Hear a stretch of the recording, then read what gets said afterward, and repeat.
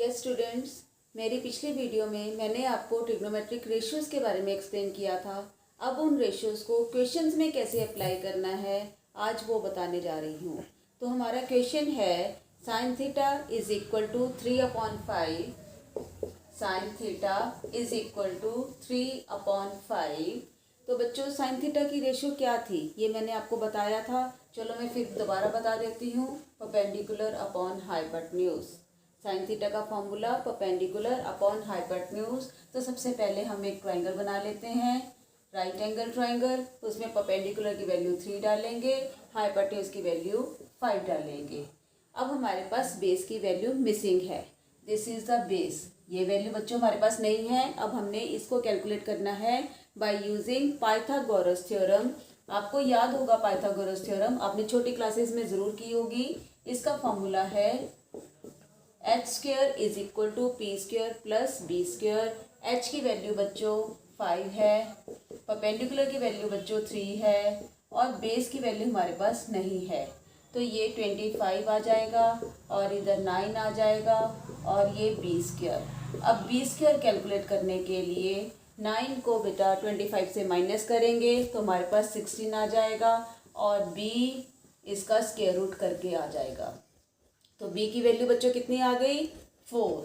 b कितना आ गया आपके पास? 4। तो यहाँ पर आप लिखेंगे 4। अब अगर क्वेश्चन में कहा जाता है कि टेन थीटा की वैल्यू कैलकुलेट करो, तो देखो टेन थीटा आप कैसे कैलकुलेट करोगे। इसका फॉर्मूला है परपेंडिकुलर अपॉन बेस। परपेंडिकुलर आपके पास ऑलरेडी 3 था और बेस हम कैलकुलेट कर चुके हैं, तो ये आ गया 3/4। अगर आपको बच्चों बोला जाए कि कॉस थीटा की वैल्यू कैलकुलेट करो, तो कॉस थीटा का सबसे पहले फॉर्मूला आपको पता होना चाहिए, बेस अपॉन हाइपोटेन्यूज। बेस आप निकाल चुके हैं 4 और हाइपोटेन्यूज ऑलरेडी आपके पास 5 है। इस तरह से आप कोई भी रेशियो कैलकुलेट कर सकते हैं। तो ये स्टूडेंट्स बेटा अगर आपको ऐसा क्वेश्चन मिल जाए तो आप कैसे कैलकुलेट करोगे, अब मैं आपको वो बताने लगी हूँ। अब सबसे पहले आपको रेशियो पता होनी चाहिए। Cot theta is equal to, इस 4 को हमने इधर शिफ्ट किया तो ये 3/4।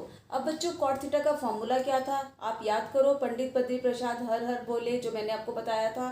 This is the reciprocal of tan theta. तो टेन थीटा का फॉर्मूला परपेंडिकुलर अपॉन बेस था, लेकिन ये कॉट थीटा जो कि उसका रेसिप्रोकल है, तो ये क्या बन जाएगा आपका? Base upon perpendicular. Means base की वैल्यू आपको 3 मिल गई है और परपेंडिकुलर की वैल्यू आपको 4 मिल गई है। तो सबसे पहले हमने एक ट्राइंगल बनानी है। ट्राइंगल में बेस और परपेंडिकुलर की वैल्यूज को डाल देते हैं। अब आपके पास कौन सी वैल्यू नहीं है? आपके पास हाइपोटेन्यूज नहीं है। तो हाइपोटेन्यूज कैसे कैलकुलेट करेंगे? पाइथागोरस थ्योरम से। तो पाइथागोरस थ्योरम बच्चों मैंने आपको बताई थी। आपको बार बार इस फॉर्मूले को बोलना है ताकि आपको अच्छे से लर्न हो जाए। हाइपोटेन्यूज हमें कैलकुलेट करना है, परपेंडिकुलर की वैल्यू और बेस की वैल्यू डालेंगे। 16 प्लस 9 तो ये आ जाएगा 25। लेकिन बेटा 25 वैल्यू नहीं है, हमें h कैलकुलेट करना है, तो इसका स्क्वायर रूट भी करना पड़ेगा।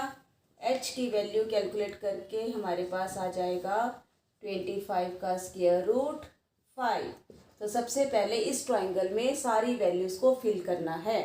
अब देखिए हमें क्वेश्चन में साइन थीटा और कॉस थीटा चाहिए, डिनोमिनेटर में भी साइन थीटा और कॉस थीटा चाहिए। तो मीन्स पहले साइन थीटा की value, sine theta perpendicular upon hypotenuse. अब देखो बच्चों आपके पास परपेंडिकुलर भी है और आपके पास हाइपोटेन्यूज भी है, तो आप लिख सकते हो 4/5। ऐसे ही कॉस थीटा आप कैलकुलेट कर सकते हैं। सबसे पहले ratio base upon hypotenuse. Base की वैल्यू आपके पास 3, हाइपोटेन्यूज की वैल्यू आपके पास 5। हाँ तो बच्चों अब आपके पास साइन थीटा की वैल्यू भी आ गई है, कॉस थीटा की वैल्यू भी आ गई है। इस क्वेश्चन में हमें इसके अलावा और कुछ नहीं चाहिए, तो हम डायरेक्टली ये वैल्यूज इसमें डालने जा रहे हैं। Sine theta minus cos theta, तो साइन थीटा की वैल्यू 4/5, कॉस थीटा की value 3/5 over sine theta plus cos theta means 4/5 minus 3/5। इसे हमने कैलकुलेट करना है। ऊपर हमने कैलकुलेट किया, ये आ जाएगा 1/5 और डिनोमिनेटर में 7/5, राइट। अब इसको कैसे सॉल्व करते हैं? 1/5 बच्चों जब ये फ्रैक्शन आ जाती है तो इसका रेसिप्रोकल करके लिखना है और 5 कैंसिल करके 1/7 विल बी द वैल्यू। तो बच्चों, अगर आपको ये वीडियो अच्छी लगी है तो प्लीज़ सब्सक्राइब कीजिए और आप इसका पहला पार्ट भी देख सकते हैं मेरे ही चैनल पर। Thank you.